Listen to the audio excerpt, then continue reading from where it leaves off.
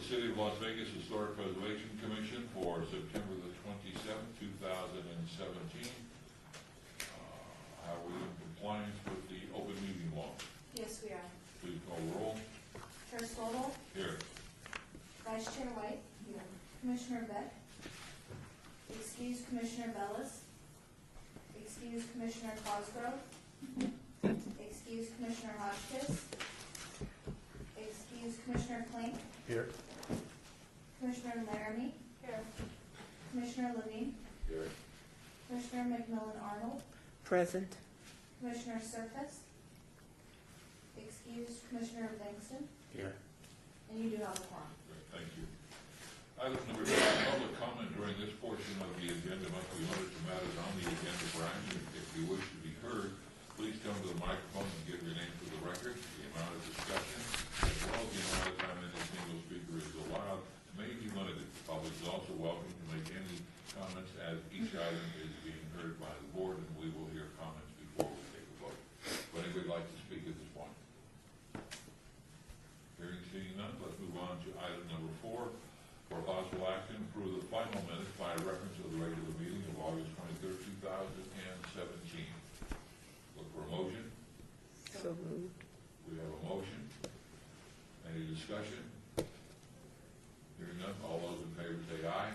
Aye. Those opposed? Motion carries unanimously with the chair voting in favor. Item number 5, the HPC 71610, report by the Department of Planning regarding the administrative approval of an application for a certificate of appropriateness to install a fence at 615 Franklin Avenue, which is a contributing resource in the John S. Park neighborhood district. Mr. Chairman, members of the Commission, the applicant proposed to construct a 6-foot-tall fence on the east side of the existing dwelling to enclose the property's side rear yard for security purposes. An additional 6-foot-tall segment was proposed to connect the southwest corner of the dwelling to an existing wall. As was mentioned, 615 Franklin Avenue is a contributing resource in the John S. Park Historic District. The UDC allows solid 6-foot-tall walls or fences if they are outside the front and corner side setbacks. In this case, the front of the lot is on 7th Street, the 7th Street frontage, even though the home faces and is addressed off of Franklin Avenue. Both proposed fences would be outside the front and corner side setbacks and therefore may be solid 6-foot-tall walls per the UDC. The fence design includes painted metal posts with horizontal wood panels varying in width and spacing for visual interest. The John S. Park design guidelines are silent in regards to walls and fences. Therefore, staff has administratively approved this certificate of appropriateness as a proposed fence conforms to the requirements of the UDC. Comments by the Commission? Questions? The question is why the guidelines are silent about fences, all right? And, you know, it's the view from the street that really counts. I'm not saying I'm opposed to this, but I'm questioning that, and you maybe know that. Maybe Bob Bellis is here, who is involved in the design, so putting the proposal together way that way. Right. Does the applicant here speak? Or? Mr. Chairman, the Commissioners know the applicant is not in attendance. Does this block the front of the house? No, the whole front is still exposed. Oh, okay. The whole front. That's correct, because this is a corner lot and the front of the home faces Franklin. This fence is on 7th, That's on the side. on the Okay. side. It really looks just like that. Okay. Yeah, there are drawings in your packet to show what's being proposed. And as I said, this was administratively approved, so this is really just a report to the Commission. Oh, that's so nice. Well, if there's an issue, Commissioner, that you would like to, as we move to item number 15, if there's something you want to put on the next agenda regarding your question, we could handle it that way. Thank you. Oh, I have a question. Real quick, Bob, real quick. Does something like this came to us before regarding what they were going to do, or does it come to us after you guys have said it was okay? In the case of applications that meet the standards and don't require a HPC review. Staff can administratively approve those and then report to the commission After you've approved after the it. approval's been done, yes. In the future, and this could be a future agenda item, if there are issues in pertaining to any time we do an administrative approval that you feel staff should be focused on in the future, that's something that we could talk about in the future, Okay. so staff understands better what the commission's perspective is Okay, on some of these improvements. all right. So I have a question about the house beside it. Mhm. Okay, so I won't say it. No. That wasn't, this is a different vote. That was a look of interest. That was a- This house is under complete reconstruction. Yes, it did just turn over, and there's major going on there, including these different kinds of sidings and all that. And I don't know if from instance up could pull it matter. Now I meant to check. And what's the address, sir? This was just west of this site, Just correct? west, yes. I couldn't see an address because It's actually everything a is. actually, I know what it is, but it's actually a 6th Street address. Right. And it's actually it's been a decrepit, beat-up house for years and years. I was working with the owner. They sold it to one of the the yellow postcard people, and that's who's. Well, maybe when we get to 12, we could ask staff to put that on the agenda to check on that house. Or we can check on it. Yeah. Staff will check on that house. I believe we have made contact already with code enforcement on that house, but I want to make sure that that is the one that we sent out for. But that was a really well-known judge's house. It was built pre-World War II. So that corner house on 6th and Bank. Ooh, Come on, Bob. I was out with you. I wanted to know The too. rest of his old people can. it does it. I want to know too. Okay, I'll leave I it. have a quick question, Commissioner Laramie. It's a little hard for me to tell, is a portion of the planter on the front elevation being removed? And is that in the design guidelines at all? Or is that not protected by the design guidelines? It looks like it's, yeah, it is. Looks like it is.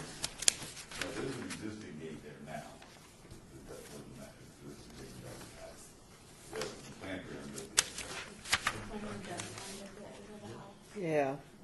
According to this diagram, it's got it ending at the gate. Is it, I mean, it looks like it comes over here, and that portion is taken out. And it may not be stated in the design guidelines, so it might be a moot point, I'm just curious.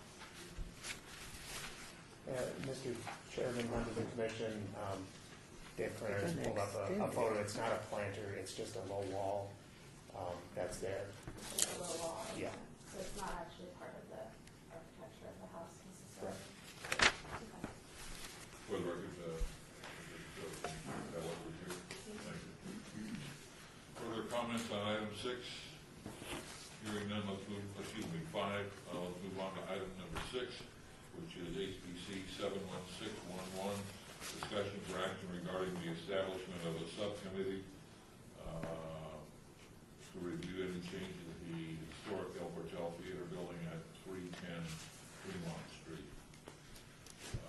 Background at the Las Vegas City Council meeting of July 19th of this year, a motion was made by Councilman Barlow and approved by the council to bring the matter of the historic El Portal Theater building to the Historic Preservation Commission to review any proposed changes impacting the historic elements both of the interior and the exterior of the 80-year-old building. During the discussion before the vote on Councilman Barlow's motion, Mayor Goodman asked if the Councilman Barlow's motion included both the exterior and the interior of the building. The councilman said yes. Then turned to the attorney representing the client. The attorney was asked if she approved this condition. She said yes. And the council, with those conditions, unanimously approved the motion of Councilman Barlow. In addition, Councilman Barlow's motion said the following action: the Historic Preservation Commission, the HPC, would send its recommendation to the City Planning Commission. So our action today is to recommend something to the City Planning Commission. item simply calls for the establishment of a committee of the Historic Preservation Commission. This committee would be subject to all related elements of the open meeting law. The HPC El Portal Committee would be charged with examining in a timely manner, including an on-site visit of the proposed changes to the historic elements of the building, and report back to the full HPC with its recommendation. Before we look for the volunteers, Paul, I really appreciate that packet, that background piece of information you provided with this item. Really was very helpful in looking at the criteria.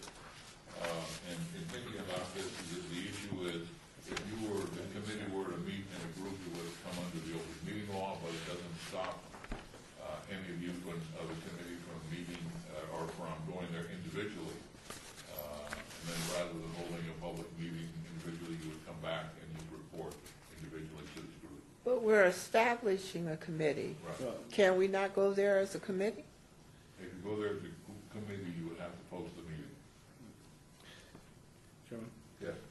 I think we have a staff report. But Would you like to give a staff report? we've read the staff report, but if you have something you want to add to that? Yeah, I'll just go through a little bit. So we're all well aware, we've already discussed, so the development proposal included a site plan review and the 2 special use permits for taverns on the first and second floor. The city council approved the site development plan review and one of the special use permits for a tavern on the second floor only. The other special use permit was withdrawn without prejudice. The condition of approval that is attached to the site development plan review, I'll read that just so that everyone's for sure on reading that condition. Prior to the submittal of building permit, the applicant shall submit to the Department of Planning revised building elevations that incorporate the subject site's historic features into them. The revised building elevations are to be reviewed by the City of Las Vegas Historic Preservation Commission prior to the submittal to the Department of Planning for administrative review. So, and this item was placed on the agenda as the HPC requested in September at their previous meeting. Since that time, El Portal, the applicant, has submitted revised plans, which are on this same agenda as item number 7 for review. And then, as Bob was referring, Preservation Brief 17 was included in the backup for this document to help inform the HPC's view of these plans and discussion going forward. The only thing that the commission today would deal with on the later agenda is the exterior part of the building. We can't deal with the interior part because that is not an agenda item. The interior part would have to be something on a future agenda.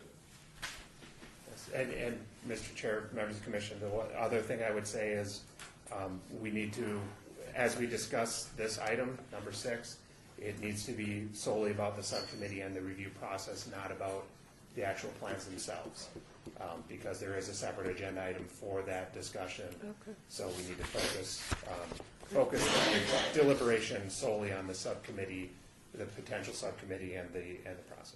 So who would like to be on the committee? So can the committee go together to see the property? What has to happen?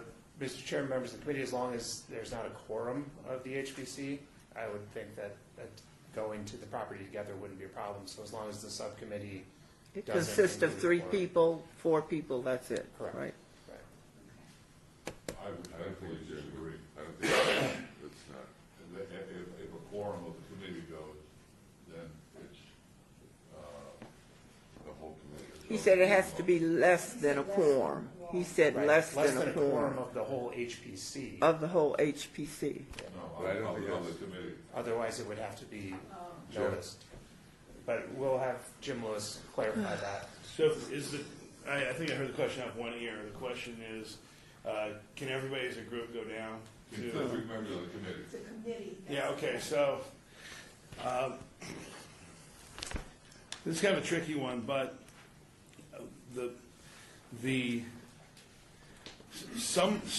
there have been occasions where the city clerk has suggested that we hold a notice public meeting when we have a quorum of one of our commissions doing something away from here. There are other times when the recommendation is, no, you don't need to do so, and that depends on the facts. I mean, the fact of the matter is, if it's not a meeting as defined by NRS 241, then you don't have to post it. A meeting requires that you get together in a quorum and deliberate on an item. When we argue about it, it just means talk amongst yourselves about something that has to do with why this commission exists. So it is possible that the subcommittee could meet as a group, but in this case, I don't know that that's something you want to do, because it's pretty hard to go and not talk about what it is you see, right? So it's not a very good answer. You know, I try to give you direct answers. This one isn't one. This one, I think you'd be, if you create a subcommittee, you've got a quorum requirement for that now subcommittee, and it's going to be 3. And if those folks show up together and they're having conversations with the tour guide, somebody can come and say that there's a violation of the open meeting law because you were deliberating. So Well, I'm going to ask you a direct question. please do. Can a committee that consists of 3 members of the Historic Preservation Commission attend an off-site location, discuss that location, and come to a conclusion, a recommendation, and report back to the commission? No, not at the place of meeting. You would have to comply strictly with the open meeting law. You would have 3. I don't know how to say this any other way. 3 mute folks go and take a tour, right? And then we would have a posted, agendized meeting of the committee wherein the public would know what's being discussed, and then you would discuss what you saw. So if 3 groups of the committee met at the site, didn't say a word to each other, acted like they didn't even know each other, okay, and came back here For an agendized meeting. for agendized meeting, Yeah. can that happen? Yeah, that's a really good law school question, but yeah, probably. Well, I that think- would- Lawsuit But your question? subject- That you can go there, discuss the building, have, individually, that would be better than everybody just walking in. Mike, another direct question. Yes, sir. Yeah. Can each member But we of can't allow the it. subcommittee on the El Portal visit the El Portal Yeah, Singly. on their own, yeah. or with a date? And come back to an agendized meeting and individually report back? Yes, at the agendized meeting. If you then, so the answer is yes, clearly yes. That would absolutely meet the intent of the open meeting law. One thing we'd want to be careful of is people go and then they start talking on the phone, or they start. Let's say a member not on the committee, the chairman, sent an email to the 3 of them saying, how'd it go? And now we have people reporting back to you, and then you have individual conversations with others. That's called walking quorum. So that we would have to be, isn't it fun? No. So under the circumstances where the committee would be charged with individually visiting the website, individually visiting the historic site, and then come back at our next meeting in October and report back individually, then we have a discussion about that and come to some conclusion. Do we have anybody who would like to volunteer for that? We have 1, we have 2, a third. We There have you go. 3. Okay. Got 3 good people. And do I appoint? No, well, there's 2 ways you can do it. Since you have an agenda item for action, the commission as a whole can appoint this committee. Okay. The other alternative was that through your powers and the bylaws, you can commit an ad hoc subcommittee. Okay. But since we've got the committee as a whole, I think the best course of action is to take action as a committee as a whole. I'd like to make another motion to name these 3 people as the El Portal Historic Committee. Commissioner? Commission. I mean, Chairman, were you going to open this up for public hearing at all? Yes, right, before we take a vote. Oh, okay, you're gonna do it, okay, very proper, okay. So very we good. have a motion, on naming these three people, Do you have to name the people? Name the Yeah, people? names, really, please. Yeah. please, you might.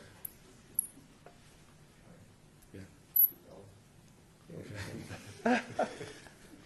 Got it? I'd like to open this motion up for questions, comments, please. Comment, based off my previously disclosed conflict of interest, as we have worked with the El Portal client, I'm going to abstain from voting on this committee. Okay. So what we have left is 1, 2, 3, 4, 5, 6, 7, so in a majority of 7 is 4 Right. to pass city motion, right? That's without you. Correct. So we take you out, and then we vote as if she's not part. Comments from the general public? Over here, the microphone. The motion is to appoint a committee of 3 people to examine the interior of the El Portal. Good afternoon, Mr. Chairman, members of the commission. Stephanie Allen. I represent the applicant on the next item on the agenda for the El Portal development.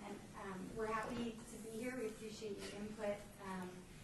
I would just hope that we can still move forward with the next agenda item. We're happy to open it up, the property up for you to look at and make recommendations on anything that can be done interior. But we have submitted plans for the exterior that we think meet the intent of that condition. So I just wanted to make clear for the record that hopefully we can still proceed with the next agenda item as well. Further comments? Hearing none, all those in favor say aye. Aye. Those opposed? Motion carries unanimously with the chair voting in favor. Item number 7.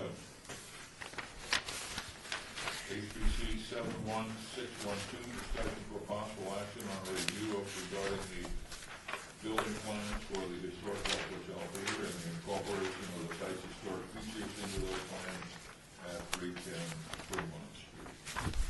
Staff?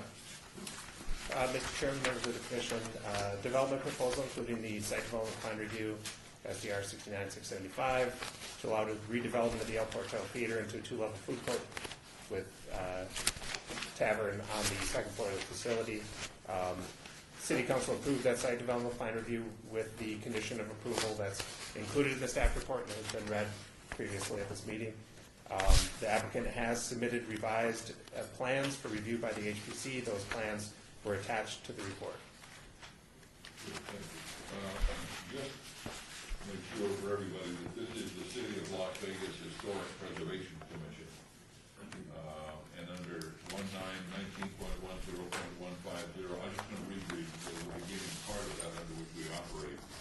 The City Council of the City of Las Vegas finds and declares that the spirit and direction of the City of Las Vegas are founded upon and reflected in its historical past, and that the historic and cultural foundations of the city should be preserved as a living part of its community life and development in order to give a sense of identity and orientation to the people. We would less than fair if I don't read an element of the next paragraph, which says that we need to take in consideration, at least the Planning Commission does, the two competing interests, the value to the community of these significant properties and the rights of the property owners.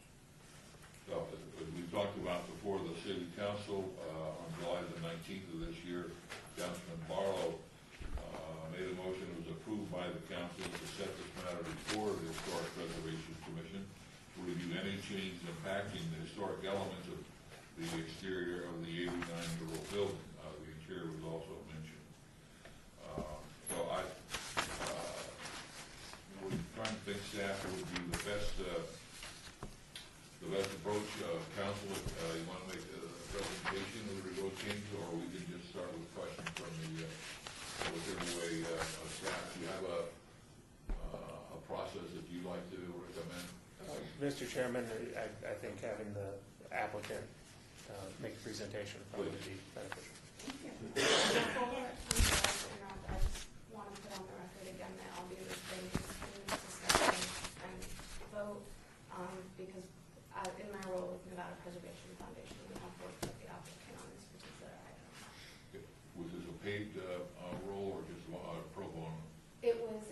unpaid role, no, just pro bono. But, I understand. But I am a We paid accept staff your member. section. Thank you, please. Okay, thank you, Mr. Chairman, Commissioners. Again, my name is Stephanie Allen. My address is 1980 Festival Plaza, and I represent the applicant for this application at the Old El Portal on Fremont Street. Before I get into the actual application, just to give you a little bit of history, currently there's a gift shop operating in there, and our client is proposing to do a food court that was approved by the city council on the bottom floor. There will be up to 4 tenants on the bottom floor, and we think it'll be a nice addition and a nice renovation to Fremont Street to have some additional food operators on Fremont Street. Upstairs, there's a proposed and approved Tavern Limited, which would allow basically a restaurant with alcohol upstairs.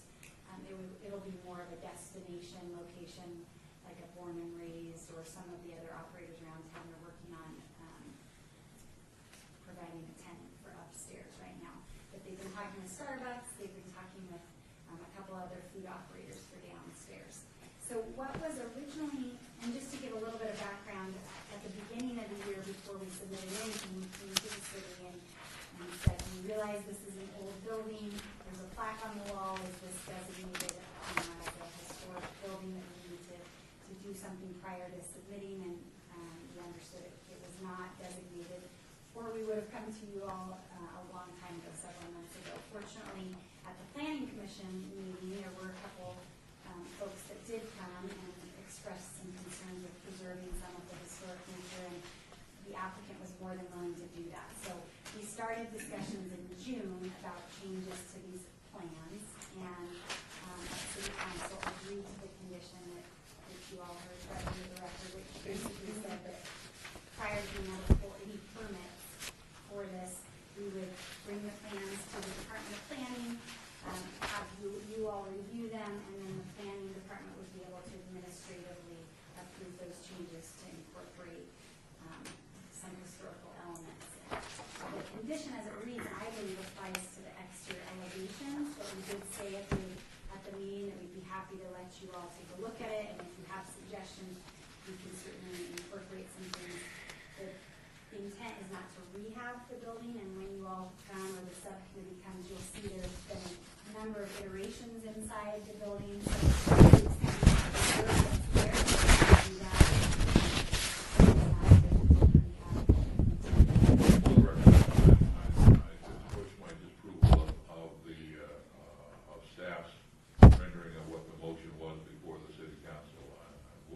When I was there, several of us were there, we clearly heard the mayor say that this includes the interior, the acknowledgement of Commissioner Barlow, as well as yourself acknowledging that, and looking at the video of that meeting, listening to the audio several times, and taking a verbatim transcript of that, it clearly reflects that this includes the interior of the building, not just the exterior elevation. So that's for the record, but we appreciate your help in looking at the interior. We'll take advantage of that in a positive way. Yeah, no, I appreciate that. I know there was a lot of discussion. I know I did mention that we do our best to not demolish anything that's existing in here. So as I mentioned, I will stand by the offer to, of course, have the subcommittee come and look at it. But for purposes of today, the exterior, we would very much appreciate if you consider what we've submitted. If we could have action today, that would be ideal, mostly because this condition ties the applicant's permit, so he's not able to do anything on his project or move forward with anything until we have some approved elevations that incorporate the history of the building. And I'm sure you all can appreciate in development, it's literally thousands of dollars, actually more like $20,000 every month that goes by without actually starting some construction on this. So there was discussion about trying to do this as quickly as possible. So we tried to submit plans. We did work with a group of folks, and I'm sorry I didn't know all of you, otherwise I would have extended an invitation for input from you all. I guess we'll get that from the subcommittee for the interior, but we did work with a group of people who are here in the audience today to come up with some ideas on how we could better improve the exterior elevations to be more historic. This was what was originally approved, and I realize it's not very historic looking, but this is what was originally submitted. What I think we've come a really long way since then, and so what's in your packet is now this, which preserves a number of things, and considers a number of things that relate to the history of the building. The first, and I guess the most important, is preserving the existing sign. So the applicant said they were willing to do that. So we have, this is the sign that currently exists. It will not encroach any further than it currently encroaches, but it would be relocated a little bit, I guess, further to the right. If you're looking at the building, it's a marquee sign, and it's a historic marquee sign, so it would be re-imaged as part of the exterior elevation. Also, there's a vintage color panel that's been incorporated. In one of the iterations over time, there were some metal panel structures, so that was incorporated along the back. The name of it was renamed to have a play on words with the eatery, the food court, so it'll have theater up there with the words eatery. That's a really cool idea. Also, there's lower signage proposed here with the doors, as you can see, that are similar to doors that have previously been on some of the elevations with the lower signage as well. So we think this looks extremely nice. We think that it does take into account a lot of the history of the property. There is also a very cool plaque that's on the building, and this is in your backup. This is the El Portal Theater plaque that's there. And it says that the building is Las Vegas' cultural center for many years. They have a 700-seat auditorium, an elegant Spanish motif lobby that is used for films, plays, music recitals, vaudeville shows, high school graduations, and other social events. So we've learned a lot about the history of this building, the vision of this building, and the actual history involved. We want this incorporated. Of course, we'll incorporate that however you think is appropriate when you come and review the interior of the building and preserve whatever it is from the interior wise as well. So I'm happy to answer any questions, but we would very much appreciate your consideration of these elevations that we'll work hard on, and how to make changes if we can, if you all have suggestions. I have a question. Sure. Yeah, question, maybe suggestion, question. I'm confused. But I'm the only one on this board that's ever confused, so be patient. What happened to the windows and the iron rails?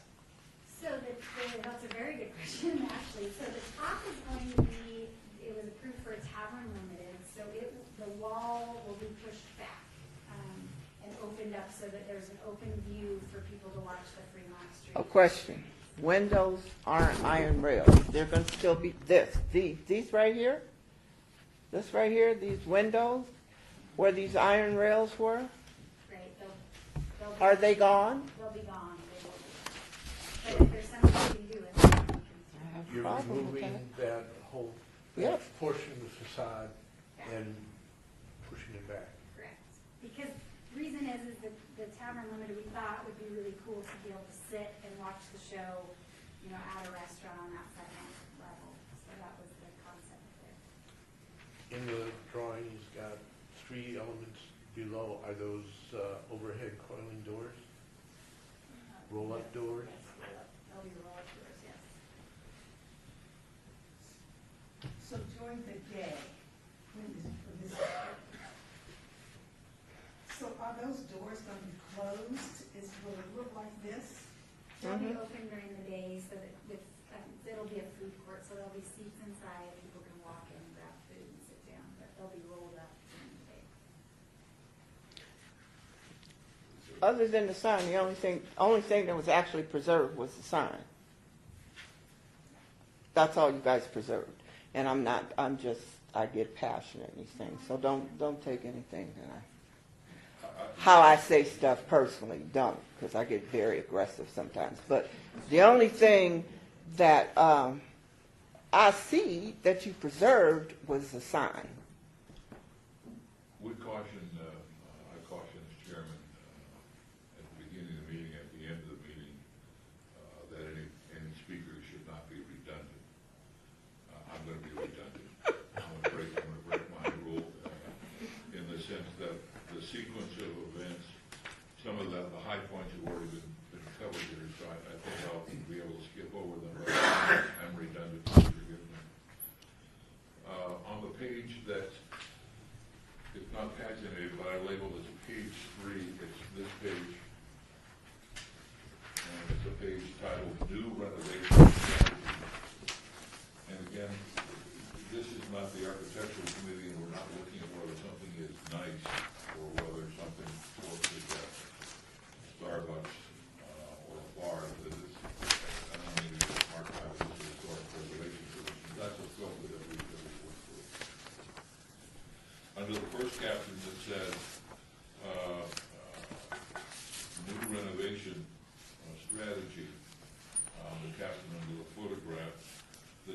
photograph, it states the new design will use proportional cues from the existing building with care taken to preserve as much of the base as possible. I don't know what that means. I'm not sure what the proportional cues are. You mean we're not going to shrink the building? What does proportional cues mean as far as with that?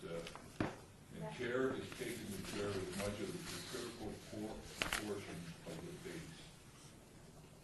Help me understand that. I think your interpretation is the way I would interpret it as well. I'm not the architect, but I think it's trying to preserve as much of the actual structure as possible. Okay. Retained signage is the first block. That will celebrate the history of the building by preserving the unique sign. We're going to preserve it by moving it to the end of the building. Correct? Correct. Okay. Of course, the context is in the center. So historic context is being changed in this regard, just being shifted down to the unit. Also, it appears from the drawing, the unique sign not only is being moved, but not all the sign is being moved. It's hard to tell. Is the sign include the arrow? Is the arrow being eliminated? I don't see the arrow. Right here. Oh, So it should be on this I part of believe so, but this if you sign. want the arrow, that's certainly be better. Well, I guess I'm just looking at that, what, and again, we're not approved. We're going to simply make a recommendation to the planning commission. They'll have the final word. But we're taking the arrow which points as part of the sign. It's part of the sign. That's gone as well. Also, please. I don't want to interrupt, but I've heard reference to the planning commission a couple times, but I don't want there to be any unjustified expectations.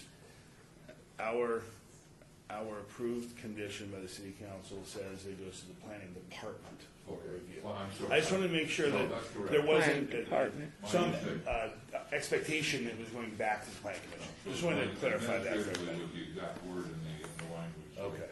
Sorry about that interruption. No, that's a good point.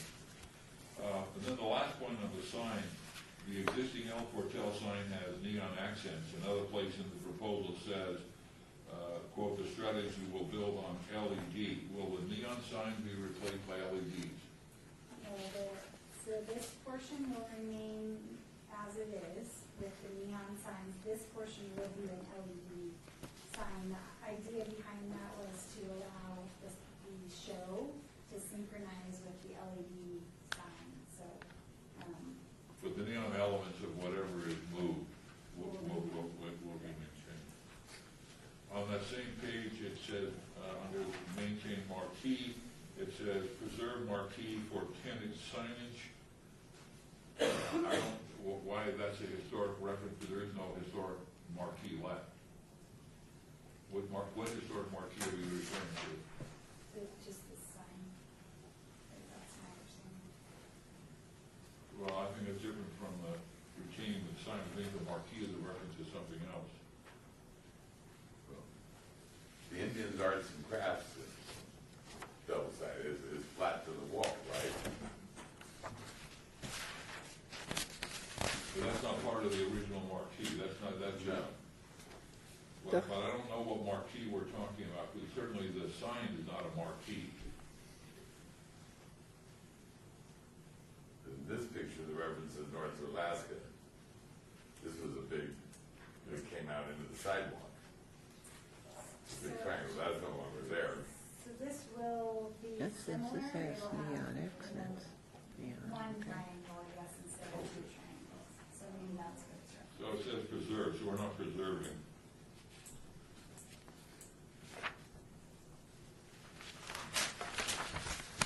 Again, under maintain marquee, it says the display will be enhanced to offer expanded signage for new ventures.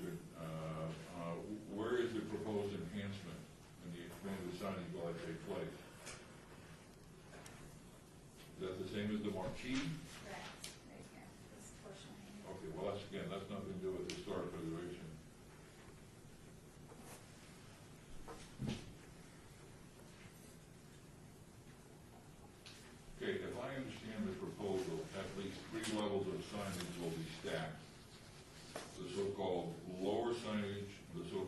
marquee signage right above the lower, I guess it's right above where it says logo, Food Emporium. That's the lower signage according to the terms here. The marquee signage would be above that. And then there's a roof level metal panel signage, is that correct? Those three signage levels? Correct. The last paragraph of the page titled New Renovation Strategy is titled Overlook. It's titled Overlook. The proposed action is to eliminate an important 1928 element that distinguishes this historic structure from every other LED carnival facade on Fremont Street. The windows, the doors on the south side of the second floor of the building are 4 of the original window doors that were put in 1928. When the theater was built, there were windows on the east side, there were windows on the west side, and there were windows on the south side. Those windows are still visible on the interior of the structure. But this plan calls for the destruction of those historic windows that face Fremont Street. I think you've already addressed that, so I don't want to be redundant. On the page that's titled Existing Building 217, which is this one, the second arrow points to existing terracotta roof line. It appears from the page title Proposed Face View that the Spanish-style room tiles are gone. Roof tiles, not room. You never trust spell check. Are gone, or at least they're covered up. What's the plan for the historic roof line? So my understanding is those were not incorporated, but I certainly could take that back if that's something you wanted to see incorporated. I think the reason was because it's being pushed back and the metal panels were added. Took all that stuff Perhaps off you the could metal panels, so those that roof line that's crazy. over the top of the metal panel. I'm certainly happy to take that back. There's one thing that really concerned me. There is nothing left of the front of this building. There is 0 left. It's already going to address that Nothing. these 3, what they look like windows, and those we're suggesting, you're recommending taking out the historic windows that were put in there in 1928. They have stayed there since that period of time. So this view, to me, is a little deceptive. Those are going to be up, I suspect, 24 hours a day. I'm not sure when they would come down, maybe to clean the place or to shut down on some holiday. But there's going to be people and human beings and tables and et cetera. So you're not going to see that. The building down along the side, the concrete with the concrete trim, that's gone. The windows are gone. Roof line potentially could be replaced. There's just nothing left of the front of this historic building that I could say yes to. There's just not one historic element. It may be nice for a bar, maybe nice for a restaurant, maybe nice for marketing. But again, I'm being redundant. This is the Historic Preservation Commission, and I don't see any historic elements being preserved on the revised plan. So I would vote no in approving this plan. I agree with you, and I don't mind being redundant, but I do agree with you. There is nothing left, nothing. I don't even see where this architect or whoever is doing this building even try to hold on to something, whether it was the columns, whether it was the windows and the rails. And you know, people will go to bars and restaurants selling something as historic, you know, and it being about, people will go to see that. People would like to be in that. Even the millenniums like to be in that at times. Okay? So you got a no vote on me. I don't know who else you get, but I'm putting it up ahead of being voted. This is, I mean, you know, it's not. doesn't seem like you guys attempted to do anything, even left the arrow off on the sign. Doesn't seem like you attempted, roof line, you attempted to work with us at all. So obviously this is new feedback.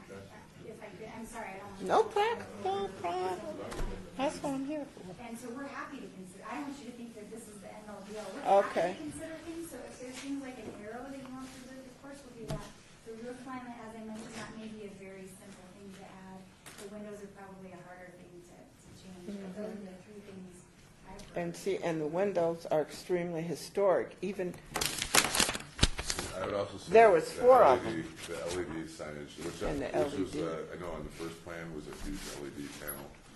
Like, it's just, I don't know, from my personal opinion, it's just like you're just taking it and just changing the gone. entire feel of the building, which I know you guys are, trying to, it's a for-profit business. But I just feel like we don't have a lot of historic buildings in Las Vegas, and that, to take one and just throw a huge sign on top, rip out the windows, and it's kind of saddening. even if they maintain 2 of the windows, like the 2 windows on the end, if they maintain that, then you've got that middle part, which you're talking about, for people to be able to see down on the street. But at least you attempted to maintain something. And I guess that's why I see no attempt here to try to even say, well, we've been working with this, and this is the best. Nothing. It's totally new. Let's keep listening from each of the commissioners.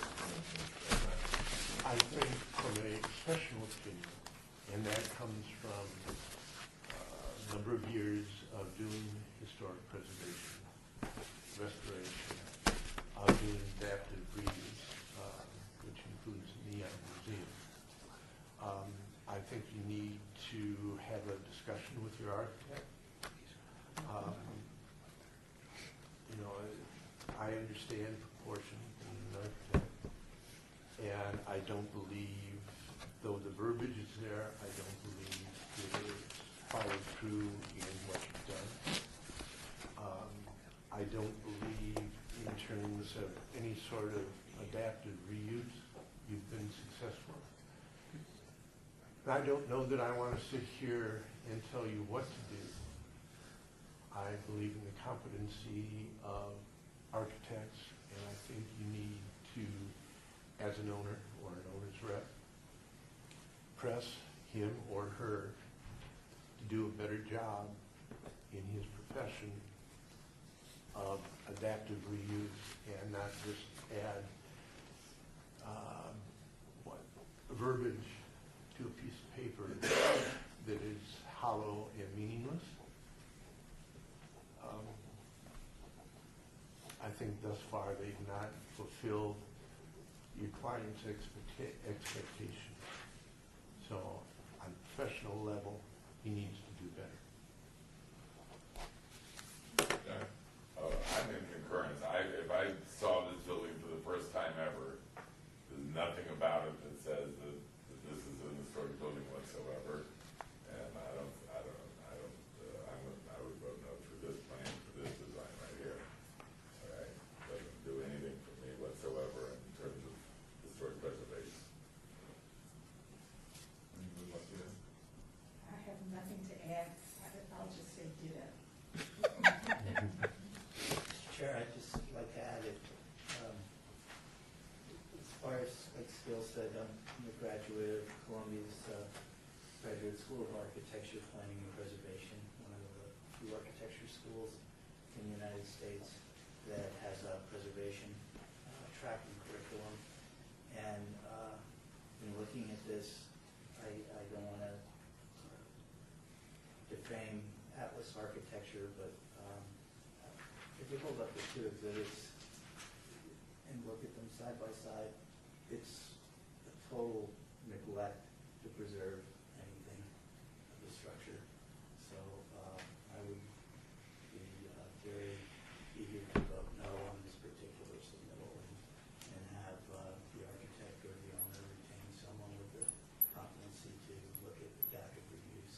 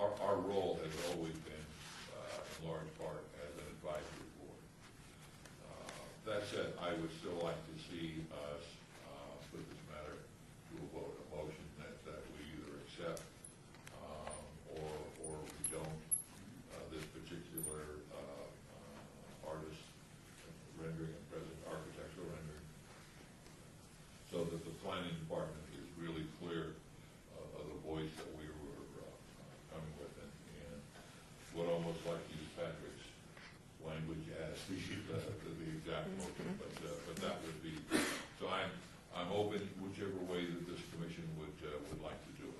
I would like to make a motion to reject this plan and ask the planning commission, The planning department. the planning department, to come back with it to us. Mr.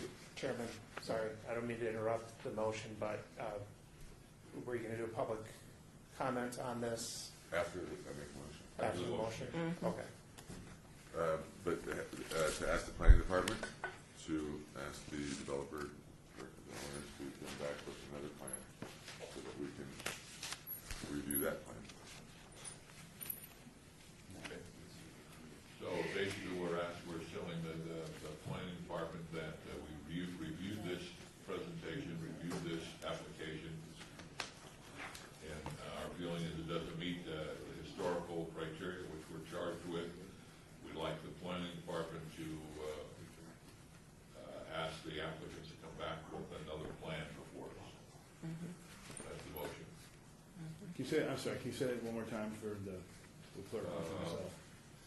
I'd like to make a motion to deny this design and to ask the planning department to ask the owner to come back with another design in the future.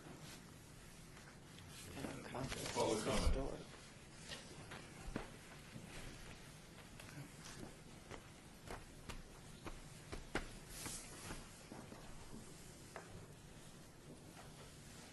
Good afternoon, I'm Heidi Swank, Nevada Preservation Foundation. So we did work with the applicant a bit to get it this far. I'll say that we started off the conversations we presented them with two different eras of the building, the earlier kind of hacienda style that you see right now, and the mid-century style, which had the metal sheeting on the front. We did direct them kind of toward the hacienda style, but where we ended up with was this metal sheeting on the front, and the retention of the El Portal sign, or El Portal sign. Bob and I are disagreeing on that one, but so we got this far. I would say that it would be great if we could keep the hacienda style. That's something that people know more. But as I'll be very clear about our role as Nevada Preservation, we're an independent 501c3. We can nudge, we can't require, and so those were the conversations we had. And so for us, it was getting them to at least the mid-century era. It was a good compromise since we couldn't agree on the hacienda style. So that's where we were at in the conversation. Which is background information. So, any further comments from the general public? Any further comments from staff? Mr. Chairman, members of the commission, I would propose an alternative, respectfully for you to consider, would be to obey this item and have them come back next month rather than take an action approving or denying a review. That will help clear the issue of any interpretation of whether you have the approval to review and approve or just review. So that's an alternative that you could consider as well. I don't think we have the authority to approve. We have the authority to send our thoughts to the planning department. So it's not a matter of that they would have the final approval rather than us. The issue of abeyance, though, we'd have to take up the same design. We can't change the basic. That's the issue. Now we could strike this and let them come back at the next meeting with a new rendering or a new plan. But it's my understanding that if we obey it, we have to examine the same thing again. Well, I guess I would defer to our attorney to confirm if that's the case or if they could submit revised plans. Well, Chairman, Commissioners, I suppose it depends on what your goals are. right? I mean, if your goals are, okay, so let's back up a bit. You had item 6, right? Committee. Yes. Take a look. I think that the intent of that committee was to come up with some recommendations that you then could deliver to the planning department for, under your review, correct? Or no? Are they two, maybe I've got this wrong. If they're two mutually exclusive things, right, go take a look and provide some comments directly to the architect and the owner. And then 2, review this item pursuant to the condition of approval. That's one thing. But if they were not mutually exclusive and one was meant to influence the other, then you might have a different answer to your question, right? Well, here's would be my understanding of what took place. One is that the only element that we were able to examine based on the agenda was the exterior of the building. The committee that was created was to deal with the interior of the building, not the building in general, and that this group, the committee, would come back before this organization and individually report on what their findings are, the opportunities, the challenges, and then we would have a discussion, an action item, again, submit that potentially to the planning department. And those are our thoughts. Again, Gotcha. our binoculars, our blinders, our filters is historic preservation. Well, look, that we look at. This is an independently appointed commission. You read and interpret the words the way you see fit. We can suggest what we believe things mean. That doesn't mean you have to follow our suggestions or our advice. I think the applicants, I'm kind of supposing out loud for everybody here. I'm supposing that, not the applicant, the owner might take issue with the condition as written, right? And this board's ability to make any suggestions or approve or deny anything that has to do with anything other than the exterior elevations of this plan. So, if that's the case, if that's the correct interpretation, no matter what your committee does with regard to the interior, it doesn't have much effect if that's the way the condition is interpreted, right? Whatever you do interior, you come back and say, here's a list of 14 things we would like to suggest, and I think one reasonable argument as to the condition is the owner can say thank you very much, but we were told to go before the HPC with regard to exterior elevations, right? And so if that is the case, if it is, obviously the other interpretation is what you described, what you heard the members of council say. Maybe a little different than what the approved condition was, but that's what you heard them say. The fact of the matter is, if you take action today on this number 7, that certainly could be argued to be review of this item, right? And so what I think I heard Paul say is that if in fact 6 is connected to 7, then why don't you wait to hear what the group has to say about 6? But it sounds to me like we've got two mutually exclusive things. We're concerned about the interior. We'd like to make some suggestions, knowing that there's nothing binding upon the owner about accepting our suggestions for the interior. Exactly. And 2, we want to comment. We've looked at the exterior elevations. We've made our comments, and we want to take action. And if that's the case, then just take action. Okay. Right? It all depends on whether you believe that these two different items are connected or separate. The planning director have anything to add? We're okay, right? No, there's something. Okay, I just want to make sure I covered it all from your perspective. Peter Lowenstein, acting planning manager. As far as abeyance and then having revised plans, as long as it's publicly agended and it's not intensifying what was noticed to the public, there's opportunity to revise plans, kind of revised elevations before you at the next meeting. Okay. So in that, so I'll just finish that thought. So in that case, if we went that way, we would have not, we'd have to take the current motion off and simply put a new motion on to obey this matter to our next meeting. That would be the action. That would okay. be as far as Paul's recommendation. Okay, question.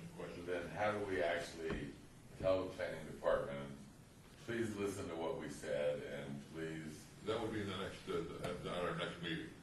We would still have to deal with the other issue with whether or not we simply talk about it and review it and the planning department looks at our notes, or whether we vote on it up or down and we send it off to the planning commission. In either way, whatever we send off to the planning department, they're the ones administrative that will make the decision. We're simply advising them as the Historic Preservation Commission, boy, these things, this really works, this doesn't work, that doesn't work. That's all we can do. We're basically making a record and hoping that the planning department will take some of the things that we do in consideration. They don't have to. So would it be okay if we just obey this until next month, and then yours? My client's preference would be to move it forward. Right. Because as I mentioned at the beginning, She said in the beginning. $20,000 every single month. That's what she for said in the gas. It's beginning. an expensive abeyance, but with that said, I mean, I've written down the three major things you mentioned today, and I think we can incorporate it. Can you go over those just one So more time? the arrow on the sign, I don't Needs to see be why complete. that couldn't be preserved. The roof line, we'll certainly talk to the architect about the roof line, because I agree that's probably a signature part of the building when we look at it. The windows are, I think, probably the harder element to preserve, but I like the suggestion whoever made, maybe two of them, we'll look at that. I'm not an architect, so I wish you all know better than I what can't be done without, actually changing the use that's intended, but I'm taking notes, and then the other things I saw was the adaptive reuse, the LED. portion with the architecture, and the hacienda LED lights. century style. And the LED sign. We're all Mr. Chairman, Okay. I guess the question I have is, are we here to design this building for this owner? No. No. I don't know, I don't particularly care for someone writing down a list of things and saying, oh, we did this, this, and this, so the world's okay. They've hired a professional. Make that professional do his or her job. We're not here to tell them what to do. We're here to review, to advise, period. I'll make a motion to, Wait, we have a motion on the table. Could you read back the motion? If you remember your motion, your previous motion. I would like to strike that motion, I'm making that motion. Okay, So we Darren, now have a motion to strike. Who's the second? second. We never got to that. Okay. Yeah, you can strike the motion. Right. Without a vote? I'd like to make a motion to obey this until next meeting. I'll second that.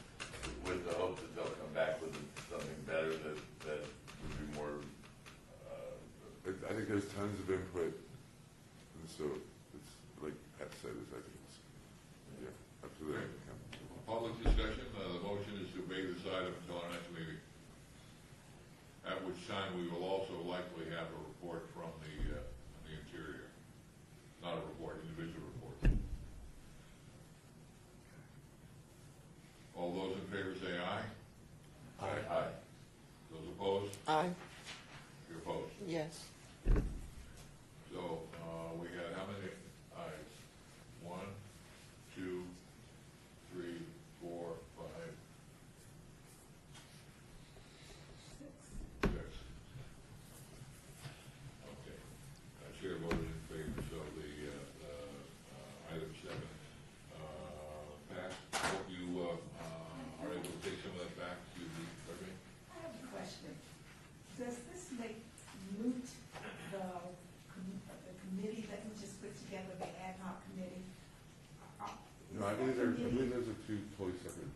know that, but Not from the way you We all described went it. through the material. I understand, but is that gonna be considered? Is that even a waste of my time? No, No. I could respond. I mean, we'll take everything back that you told us today, and we'll be here in a month. I hope that we've got something that you like better in a month. And then we'll reach out to the subcommittee and schedule a tour so you all can see it. I know the chairman's been there and Commissioner Manley's been there, so that you all can tour it and see, and with the understanding hopefully that they don't want to demolish anything that's existing, but there have been a number of iterations over the 90 years the building's been there, so there's not a lot further, I guess.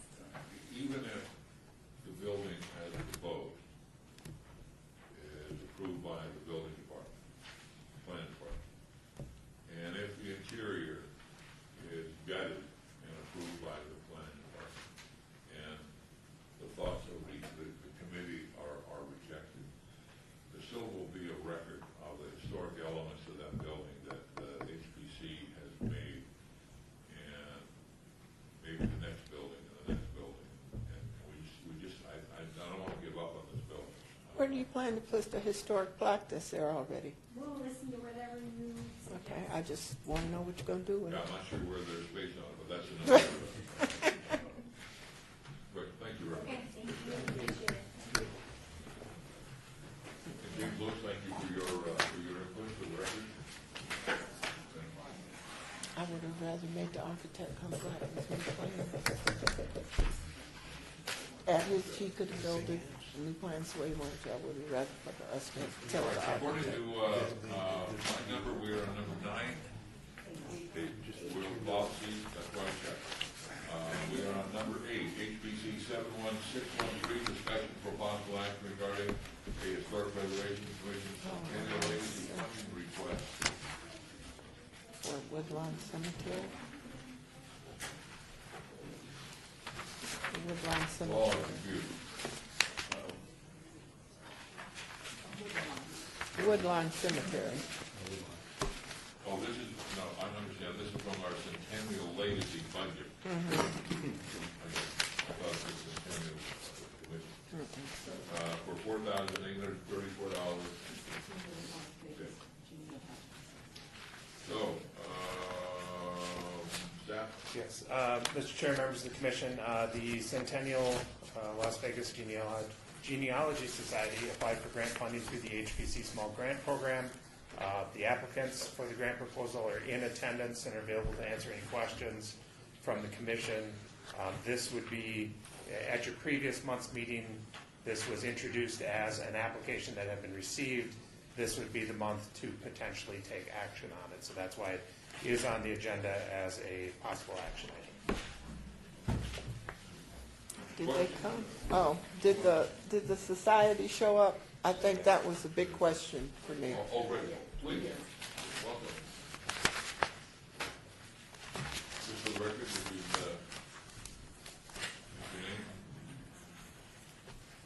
My name is Lynn Bogner, and I've been a co-founder of the Centennial Las Vegas Genealogy Society. My name is Betty Ann Myers. My residence is 3949 West Alexander Road in North Las Vegas. I am the secretary of the Nevada African American Genealogy Society and a co-founder of the Centennial Las Vegas Genealogy Society. Are you also part of this group? Yes, sir. My name is Richard Summinger, and I'm with the Woodlawn Bunkers, Woodlawn Sunset Journal. They're supportive of this. Would you like to make a presentation? Yes, Please. I would like to give a little bit of background about this project to start there. Number one, Woodlawn is a treasure for the city. There is a ton of history there, but there was some missing. And as a genealogist, everybody is an ancestor to me. And there are two sections within Woodlawn where there are people who have no identifying plaques or tombstones. One is Section O, which in 1939 was set aside as the black part of the cemetery. And in renovating or widening Owen Street, where section O is along, they found the bones of about 8 bodies. And they were moved to the section O because of where the location was, right outside of the cemetery on the other side of the fence, that they assumed it was part of West Las Vegas, which is where the African Americans were required to live for a very long time. The other section is Cypress.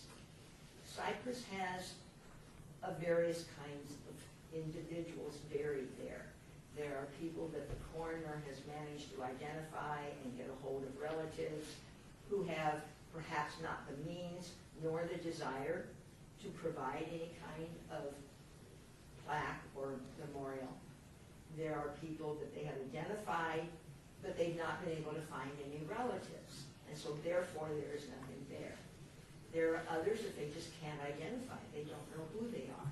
There's no record of them. So there is nothing in that area, and the city of Las Vegas buries those people, but it looks like just a big lawn. There's no way to tell that somebody's great-grandfather or mother is buried there. And as a genealogist, I found that very offensive.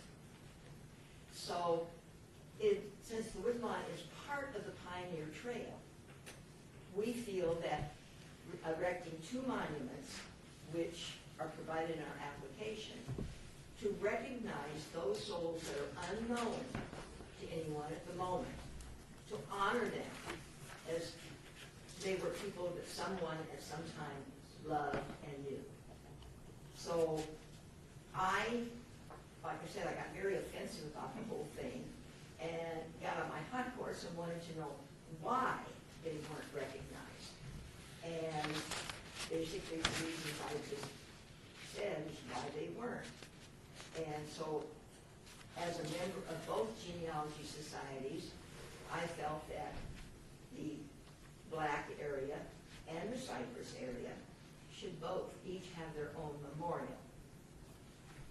So Lynn is going to talk about what our actual application talked about.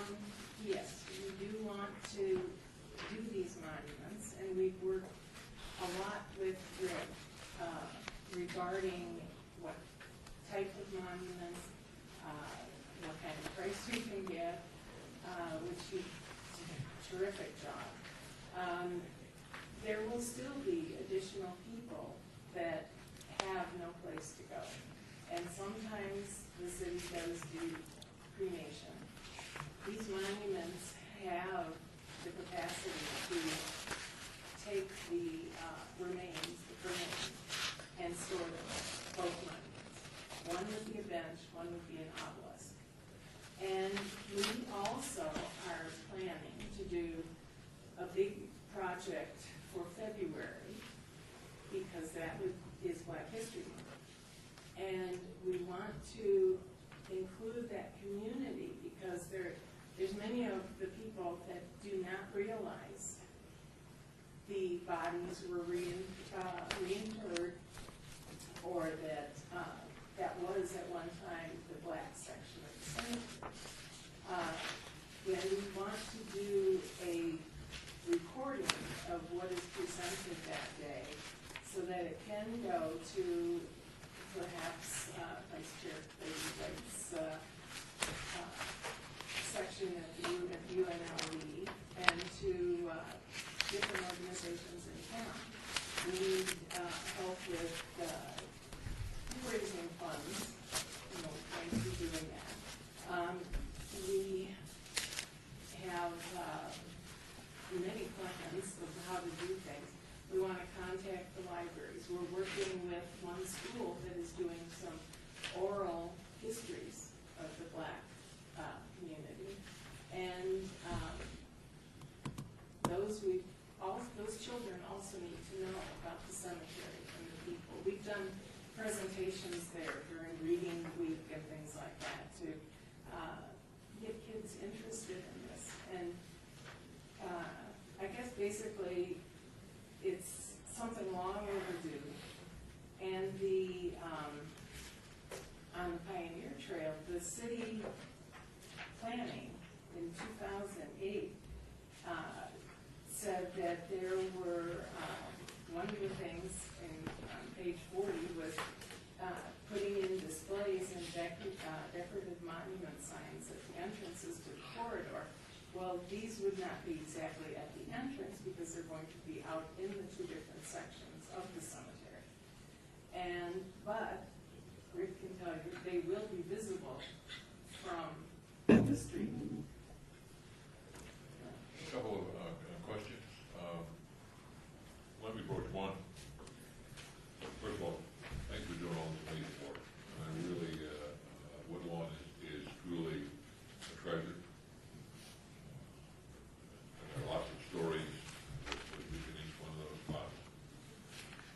story that I remember doing was the northeast corner of the cemetery when they were widening Owens, and they found that they dug down a lot of the coffins and remains had shifted.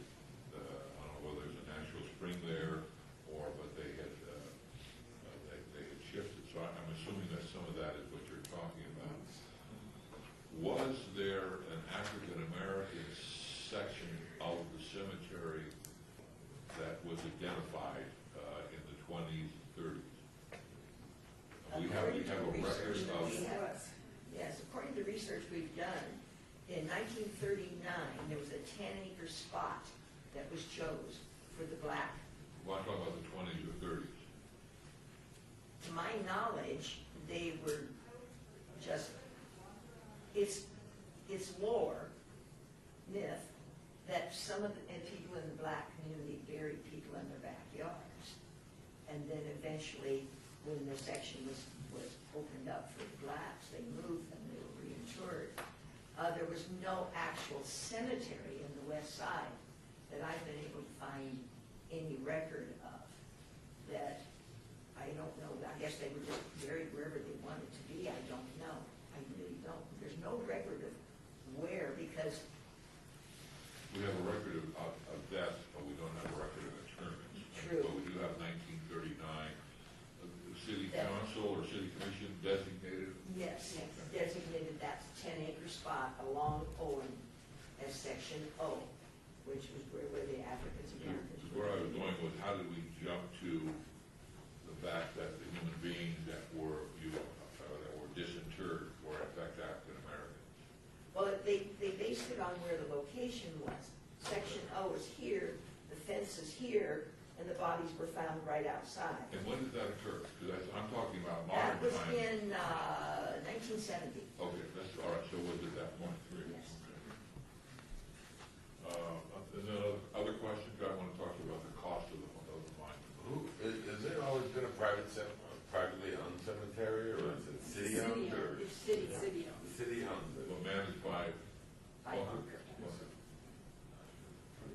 The city owns Woodlawn Cemetery, and has since it was established in 1914. Bunkers has for many years now, and continues under agreement with the city, to manage the cemetery on behalf of the city. And when I worked at Channel 3, Master Lane, it was right across the place. And there was always work being done to keep the place up and move the flowers around and do all that. So it was always a attractive site to go to see. Question, comment? No, because you asked a question about the black section, and then she explained about Cypress, which was either the poor or people, families who didn't want to be bothered with it. My only thing before was that I just feel that when people put in for a request for monies from our organization, that they should show up. So that's why it's been turned over to this time. I feel the people requesting the money, they should show up. That's just my thing. I could have been here, so that was the day my mother-in-law passed away. I'm sorry to hear that. And we drove up to. Yeah. But even one person, just, if one of you had showed up, it would probably been on. How is the trifold brochure going to be used? Memorial Day next year is when we would like to dedicate the two monuments. And there will be a big presentation there. Usually Mayor Carol Goodman, different council representatives and speakers. Members of the House and Senate have made a common practice to attend that Memorial Day. And so everyone will receive one then, but Rick has also said when there are other events there, those will be available and put in the packets. Plus, we want to put them in the Family History Center, the different genealogy societies, so that libraries. Yeah. And I would suggest that there are 6 panels, assuming that only 2 of the panels really talk about the history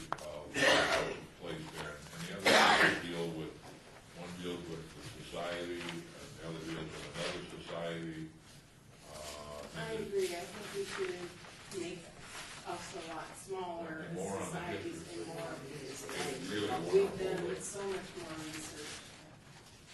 And maybe even a potential artist sketch or something.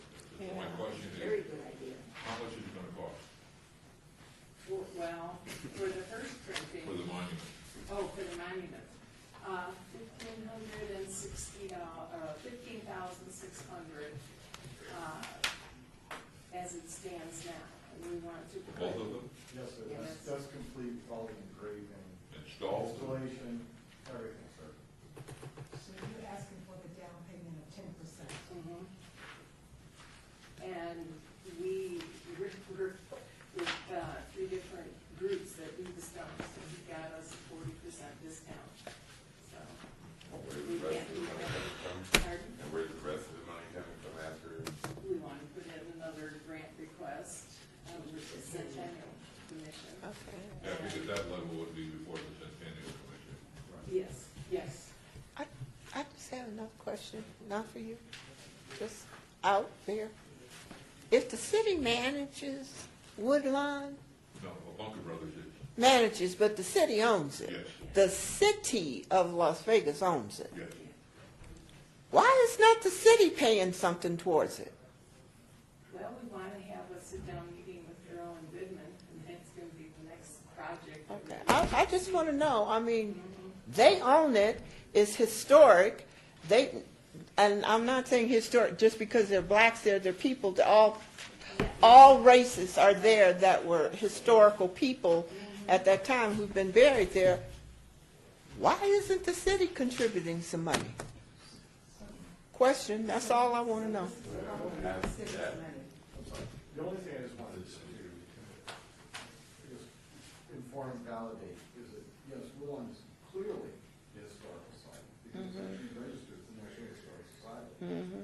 So, in Washington DC. So It's on the National Register. it's on the National I Register. just want to know what city It are is putting no some more offense, money Bob, in there. but can be questioned just once it is a historical site. Yeah, The okay. other thing is, I kind of, I don't know if you're flaky, but the money we're giving them City money. is city money. Right, we're giving them $5,000. I'm talking about the city of Las Vegas, Bob Clay T, versus $15,000. That's what I mean. We can, yes, the city could say, okay, we gave you 5, but why doesn't the city say, well, here's another 10 or here's 5? That's my question. With the bad math, yeah. That's my question. That's next up. Well, y'all should have went there first. We're starting with the littlest and work. Wrong move. I'm feeling that the Centennial Commission will fund the rest of it. Okay, thank you very much.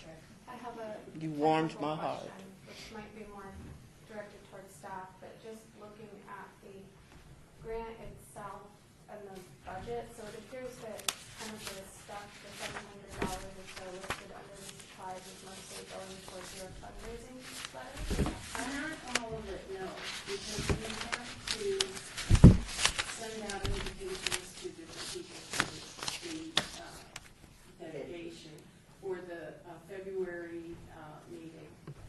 And so a lot of that is going to go directly to our mailing to different people, and then like the return cards as to whether or not they're actually going to be at these meetings, and so that we can judge everything. So what constitutes then, I see some of the unallowable costs are kind of planning costs, and what would constitute planning costs? Does these kind of invitations and supplies fall into that realm, or is that something that would be allowable in the grant? Where do you see Oh, that? you can jump in. Mr. Chairman, members of the commission, to maybe help clarify some of that, Esther Ranke from the Centennial Commission Cultural Affairs is here. She could potentially address some of these questions while I pull up the document that talks about allowable costs versus. Okay. Do you have a copy of the budget in front of you? I do not. Isn't this in here? Nor do I have my glasses, and you know, oh, thank you. So, Paul and I kind of talked For the about record. this. Right. Oh, I said, that's what executive director, city employee. Hi, nice to meet you. We have had conversations before, and Paul and I talked, and what we thought would be the best use of your funding for HPC granted that you do have funding from the Centennial Commission to support these smaller kind of grant requests. Some of their budget items in here as far as the envelopes and that kind of stuff, we don't feel like that necessarily fits your mark. This is something as an overall, if they come back to the Centennial Commission and hopefully maybe the November board meeting, because it is all city funding, however you look at it. If you add some of those items in, and maybe I can work with them to help hit that mark that we need for the Centennial Commission funding, and to do their bigger project. I think between funding some of their project today from the HPC, using that Centennial Legacy budget that you have, and then having them make the presentation in November to the Centennial Commission, will give them where they need to be. And further, Chair, Commissioners, so allowable costs that are specifically listed include publishing, documentation, archive, research, interviews, events, historic resource survey and inventory, and lectures. So those are your allowable costs under this program. And then unallowable costs include planning costs, specifically listed as an unallowable cost. So the Commission could consider looking at the budget and potentially awarding a portion of what they've requested based on what would be allowable costs if that was the Commission's. Okay, maybe I'm project. looking at something. Do you see unallowable costs? Move to approve. Move to approve all allowable costs. Yes. So to clarify, from staff's perspective of reviewing it, the allowable costs would be the printing of the brochure and the down payment for the monuments, which would be the amount of $3,524.74. The other items on there are the supplies, and then the match in kind is actually a donation from Bunkers, so it's not actually a part of. We shouldn't have included that as part of the request to begin with. But so essentially, yeah, $3,524.74 would be the allowable, unless the Commission wants to interpret that in a slightly different way. Okay, I move to approve for that amount. I would approve it. You want to approve it? Yes, so I would do that. For the whole amount. You want to approve the $3,524? Okay. So we have a motion. No public comment? I have a question, Yes. and I have to agree with you. I'm kind of slow, not stupid, but slow, okay? Their budget here shows $4,834, okay? And, I mean, I've known other things that we funded, and all of these things was considered. We gave them the whole $5,000, okay? So, my question is, why are we not? 500 doesn't meet 700. So they're $207 short on the 500 that Bunker is donating. That's the planning money that we can't give them. Right, but he said that he's taken off all of the, are you taking off all of the supplies? The $700? Yeah. Yes. And that's what, But I think Yeah, that I is don't- approved. I mean, that's printing. yeah, I don't know why we're not giving them all of what they asked for. I have a problem That's with that. publications, printing, that's Yeah. promoting an event. That would be. For the printing of the brochure, which educational is allowed, we thought, when Right. we wrote it. Mr. Chairman, members of the Commission, as I see it, there is a printing of the brochure line item, and then there is the down payment of the building monuments line item. The others kind of blur that line, and it would be up to the Commission to determine if they feel that those are I think they're, allowable costs, I think they're or if they allowable fall costs. into So the it would be unallowable. $4,334.66. Right. That's where I go. I move to approve that amount because I see this as promoting. You're amending that, you're amending I your am prior amending, motion yes. to include 4,000, to include the new amount The of, new amount, $4,334.66. I believe this is, you believe they're all allowable costs? yes. Okay. All right, we we have that motion? Do you have public thoughts, comments? Any more from the commission? Hearing none, all those in favor say aye. Aye. Those opposed? A lot of energy. Got that right. So here's a question for you. White Christmas or Jingle Bells? Oh, White Christmas. The person that wrote one or the other as the leading bonafide is buried in the one. Yeah. Is it Jingle Bells? Right? I don't know, I've got to be like this. I think we should do How about that? See that? See that? Yeah. The composer of Jingle Bells is buried at Woodlawn? Yeah. Oh, wow. And wrote it after he read the bonafide. Yeah. There's that. But So he had some time. Okay. What's next? I'm ready to go, but we still got, for all your work. where are we now? 9, okay. Ready to go. Number 9, HPC 71617, report by the Department of Finance regarding administrative approval of an application for a temporary commercial permit to install a temporary climate-controlled storage trailer at 300 Stewart Avenue. I'm on the museum board. I will abstain from voting. This is just a report. That's correct. Okay, thank you for your report. Okay, good. Yeah. You all read it? Yep. You all read it? Let's go. Item number 10, report from the planning department regarding the mayor's urban design award, please. Mr. Chairman, members of the commission, nominations are open for the annual Mayor's Urban Design Awards. Nominations are due by November 10th. Nomination forms can be accessed online after October 2nd. And so this is a item with no action required, just bringing to the attention of the HPC to see if there's any properties that you feel should be nominated. As a past history, have we submitted as a body? I believe we have. Yes. So let's put this on the next agenda as an action item. Anybody that has nominations, bring them and we will send them over or vote on them as a group and then send them over. When's the deadline? November 10th? November 10th. Further question on this item? But come on, take a look at this and if you have any specifically under the historic preservation adaptive reuse, maybe we can say we outwork that.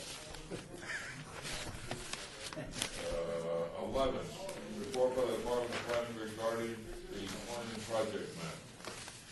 Mr. Chairman, members of the commission, the planning maps are attached to the report. Interactive maps available online. Available for any questions you might have. Always review these and see what's where there are many historic. Is it Alta that goes up from Rancho to Valley View and they've got a Wayne Road. Is that not, that's not an official historic site? No. There's a lock there. This says historic. They sort of declared that their own historic area. Describe where it is. There's on Rancho and Alta, there's a rock that says the Alta Medical district, you're now, Medical. you're now entering the Historic medical. Alta Avenue. Oh, historic, yeah. Historic, no, I don't. No, that's not designated. But also, to be honest, like on St. Louis, it said it's historic, because it wasn't before. I was the only one that actually put a sign that waited until we were actually designated. And that, And the Circle Park, I thought that was historic sign there at one point. No. and Rancho Circle, off that Alta thing, the Rancho Circle how all the hotel owners, Thunderbird, and all those people lived in those houses. But it's not designated as historic. Not officially, but that's, I guess, so these have to be official one way or the other. Okay. I am now on item 12, report regarding the legacy budget. Chairman and Commissioners, the legacy budget has been updated and is attached to this report. It's updated quarterly and brought to the HPC for reports. One note, since this was published and you received it, a correction was made to the medical district markers, which it's highlighted in yellow, that expense. That is out of a different fund. That was for a Centennial Commission grant, not out of the HBC's funds, so it has been moved out of this since that time, so. Will the report come to this body? On the medical district markers, yes. Okay. And where do we stand on the mid-century motorsports? Proceeding with getting that RFP ready to be issued. And I don't, J.C. Penney's building on Fremont Street, what is that, what's that mean? That's a very good question. I will have to look into that and report back to you in the next meeting. Isn't that the emergency office building? Yeah. But I'm wondering how that, when that came up for us. Can you find that, Paul, and see what? Yeah, I'll look into why it was included on this list and report back.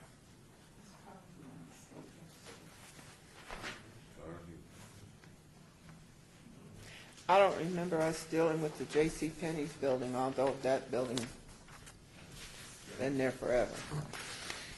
All right, any other questions? If not, 13, report by the Department of Planning regarding historic and archaeological resources in multimedia. Once again, 4 articles that we probably read everything, we found a few that we had.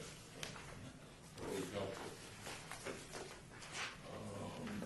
By the way, just an FYI while I'm here, does everybody use the punch holes part of this?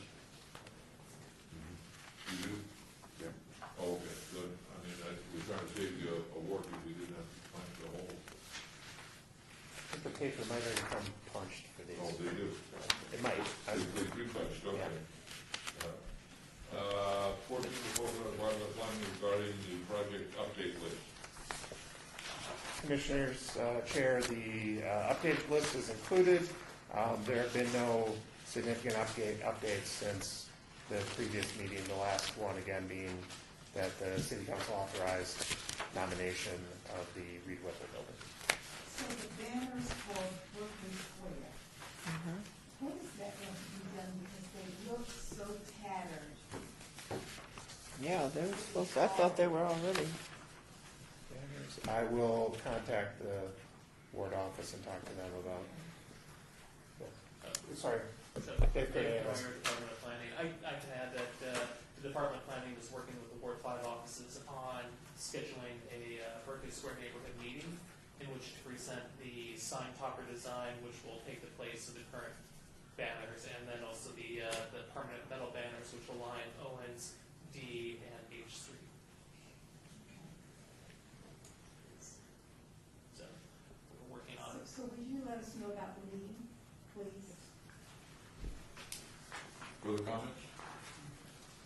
Item number 15, discussion of topics of future agenda items by the committee. Comments made during this portion of the agenda by individual members shall refer solely to proposals for future agenda items, and any discussion shall be limited to whether or not such proposed items are within the purview of the commission, and/or whether such proposed items shall be placed on a future agenda. No discussion regarding the substance of any such proposed topic shall occur, and no action shall be taken. Would anybody like to, apparently, did Jack want something on the, He previously questioned the Jonas Park not having fence standards. That was this comment that he raised earlier. My thing would be the Moulin Rouge. I need to understand that land issue, making the land site historical, because if we lose the 2 things that we have left from the building, then it goes out of his historical preservation. yeah, somebody would have to actually file a request to take it out. It doesn't automatically go out when the thing goes, if the building were to burn down and they built. But I thought from the last time that we discussed that they had to, it was my understanding we had to keep the 2 pillars and the cement, that they couldn't touch that. What happens if they touch that? Okay, let that on the agenda. I just want a discussion to make the land, the site, historical, not the necessary. That's just my thing. I'd like to put on the agenda. Oh, Las Vegas High School. What happened with that? An amendment to the National Historic Register for Las Vegas High School. I'd like to get some funding for that. Yeah, that's what I'm It's gonna out of date. Yeah.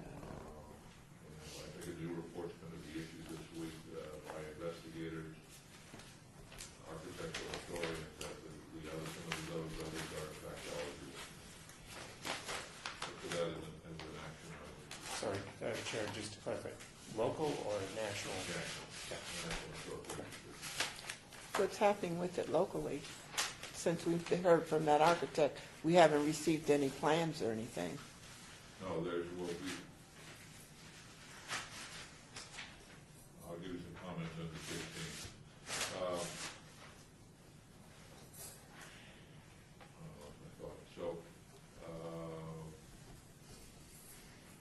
Anything else on the agenda next time?